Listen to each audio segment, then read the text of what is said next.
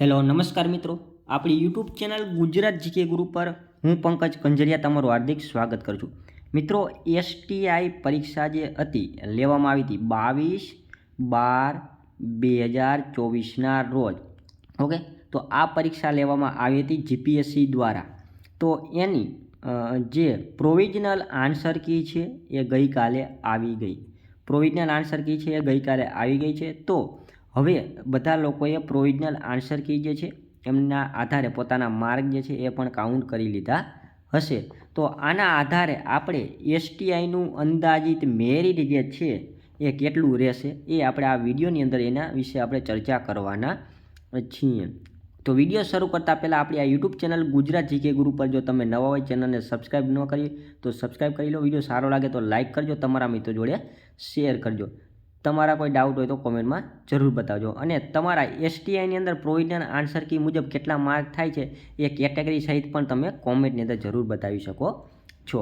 અને આપણે જે અંદાજિત મેરિટ જે જોવાના છે એ આપણા અંદાજિત છે, કોઈ ઓફિશિયલ નથી. ઓકે, આપણા અનુભવના આધારે, એનાલિસિસના આધારે આપણે તમને હું કહેવાનો છું. મેં જે ઘણી બધી જે જીપીએસસીની પ્રિલિમ પરીક્ષા પાસ કરેલી છે, તો એને મેન્સ પણ આપેલી છે, તો એના આધારે હું તમને આપણે અંદાજિત મેરિટ આપણે કાઉન્ટ કરવાના છીએ. સૌપ્રથમ તો આપણે વાત કરીએ તો આ જીપીએસસી જે છે એની અંદર કેટલી વેકન્સીની ભરતી હતી, તો કે ટોટલ 300 વેકન્સીની ભરતી હતી. 300 વેકન્સીની ભરતી હતી. એમાં બીના અનામત સામાન્ય માટે 133 જગ્યા હતી, ઈડબ્લ્યુએસની 33 હતી, એસસીબીસીની 68 હતી, એસસીની 16 હતી અને એસટીની 50 હતી. આમાંથી મહિલાઓની અનામત હતી. ઓકે, બીના અનામત 44, ઈડબ્લ્યુએસ 11, એસસીબીસી 22, એસસી 6 અને એસટી 17 અને દિવ્યાંગની 12 અને માજી સૈનિકની 30. તો આટલી સીટો આની અંદર અનામત હતી અને ટોટલ આટલી સીટો હતી. હવે આની અંદર રૂલ શું છે જનરલી, કે જીપીએસસી ક્લાસ 1 જે હોય એનો અલગ નિયમ છે, જીપીએસસી એસટી અને ડીવાયએસઓની આ સુપર ક્લાસ 3 વાળાનો નિયમ અલગ છે. એટલે કે આમાં શું છે, તો કે પ્રિલિમ પરીક્ષાની અંદર કેટલા લોકોને પાસ કરે, તો પ્રિલિમ પરીક્ષાની અંદર જગ્યાના 15 ગણા લોકોને મેન્સ માટે બોલાવે છે. કેટલા? જગ્યાના 15 ગણાને, એટલે કે 300 વેકન્સી છે એના ગુણ્યા તમે 15 કરો એટલે કે કેટલા થાય, તો કે 4500 કેન્ડિડેટ થાય. કેટલા? 4500 કેન્ડિડેટ થાય. ઓકે, પણ જનરલી કેવું થતું હોય છે કે જીપીએસસીની અંદર જે કેટેગરીનું મેરિટ હોય છે, કેટેગરીનું મેરિટ, ઓકે, વગેરે, તો એ જે કેટેગરીનું મેરિટ જે છે ને એ જનરલથી વધવું જોઈએ નહીં. કેટેગરીનું મેરિટ જનરલથી વધવું જોઈએ નહીં. એટલે જો વધી જતું હોય તો એના માટે કેટેગરી જેટલું મેરિટ જે છે નીચું લાવવું પડતું હોય છે. એટલે કે હું તમને સમજાવું કે માની લો કે જનરલ છે, બરાબર, જનરલ છે, આ ઓબીસી છે અને આ ઈડબ્લ્યુએસ છે, એસસી છે, આપણે ત્રણનું આપણે જોઈ લઈએ.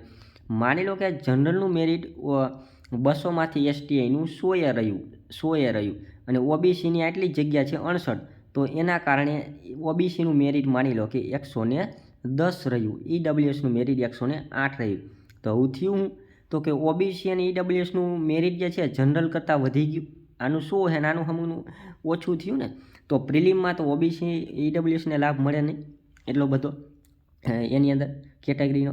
તો એટલા માટે જીપીએસસીમાં સિસ્ટમ એવી છે કે કેટેગરીનું મેરિટ જે છે ને જનરલ કરતાં વધવું જોઈએ નહીં. પ્રિલિમ પરીક્ષાનો નિયમ છે આવો. ઓકે, તો એટલા માટે પછી ઓબીસી છે તો એના 110 માર્કે નીચે લાવવું પડે, ઈડબ્લ્યુએસનું મેરિટ જે છે એ 100 લાવવું પડે. તો એના કારણે શું થાય કે ઓબીસી 110થી 100 નીચે લાવે એટલે કે ઓબીસીના કેન્ડિડેટ વધારે પાસ થશે, ઈડબ્લ્યુએસના વધારે પાસ થશે, એસસીના વધારે પાસ થશે, એસટીને પણ વધારે થશે. તો આના કારણે શું થાય છે કે આ 300ના 15 ગણા એટલે કે 4500, તો એની જગ્યાએ વધારે કેન્ડિડેટ પાસ થાય છે.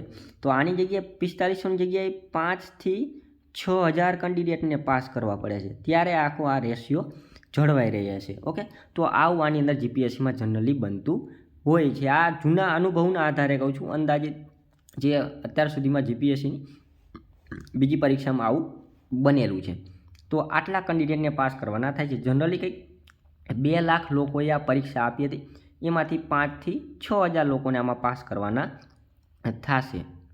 તો આના આધારે હવે આપણે જોઈએ તો અને જો આ પ્રોવિઝનલ આન્સર કી આવી તો એમાં શું કર્યું છે તો કે 4 ક્વેશ્ચન જે હતા ને કેન્સલ કરી નાખવામાં શું કર્યું 4 ક્વેશ્ચન કેન્સલ કરી નાખવામાં આવ્યા છે 200 માર્કનું પેપર હતું એમાંથી 4 ક્વેશ્ચન કેન્સલ કર્યા એટલે 196 ક્વેશ્ચન રહ્યા કેટલા 196 ક્વેશ્ચન રહ્યા તો હવે આમાં પ્રો રેટા મુજબ આપણા લોકો ગણે છે બધાને 1 માર્ક આપી નથી દેતા તો માની લો કે 200 માર્કથી પેપર તો 200નું જ રહેશે પરંતુ 200 માર્કનું પરંતુ ક્વેશ્ચન 196 થઈ ગયા છે તો 200 ભાગ્યા 196 કરો એટલે 1.02 એક ક્વેશ્ચન હવે 1.02 માર્ક ગણવાનો રહેશે અને માઇનસ પહેલાં 0.3 થતા હતા માઇનસ 0.3 થતા હતા હવે એની જગ્યાએ શું થાય છે કે 1.02 ગુણ્યા 0.3 હતા ને તેને ગુણી નાખવાના એટલે 0.306 તો જેટલા ક્વેશ્ચન સાચા હોય માની લો કે તમારા 200માંથી 120 ક્વેશ્ચન સાચા તો એના ગુણ્યા તમારે 1.02 કરવાનું પહેલાં 1 કરવાનું એની જગ્યાએ હવે 1.02 કરવાનું અને જો માની લો કે તમારા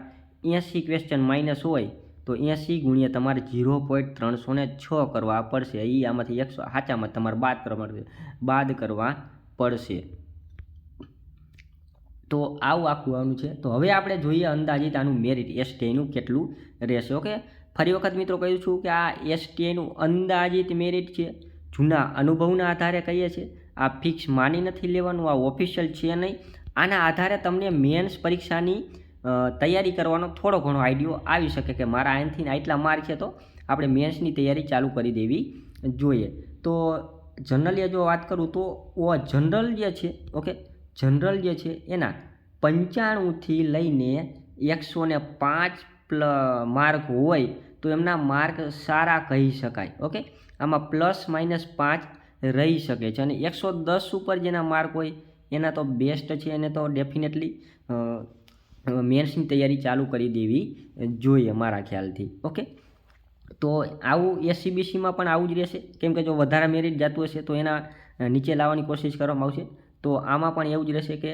95થી 105ની આસપાસ હોય તો એમને તૈયારી શરૂ કરી દેવી જોઈએ આ જો જનરલ કહું છું ફિમેલનું પાછું આનાથી 5-10 માર્ક ઓછું રહી શકે છે ઈડબ્લ્યુએસમાં પણ આવું થઈ શકે છે 95થી લઈને 105ની આસપાસ રહી શકે છે એસસીની છે એમાં કદાચ થોડો ઘણો નીચું આવી શકે તો એમાં 90થી 95 પણ જઈ શકે છે અને એસટીનું વધારે નીચું આવી શકે છે ઓકે જેમાં 85થી આપણે 90 વચ્ચે આપણે ગણીએ તો આવું કદાચ રહી શકે છે અંદાજિત મેરિટ ઓકે એસટીઆઈનું તો આવા માર્ક હોય તો એ સારા માર્ક કહી શકાય તો એ લોકોએ મેન્સની અત્યારથી એસટીઆઈની તૈયારી ચાલુ કરી દેવી જોઈએ આવું મારા અનુભવના આધારે હું કહી શકું છું બાકી 110 120 ઉપર જેના માર્ક હોય એને તો બેસ્ટ માર્ક કહેવાય એને તો ડેફિનેટલી ચાલુ કરી જ દેવી જોઈએ ઓકે બાકી આ 95થી 105ની વચ્ચે છે એમને મારા ખ્યાલથી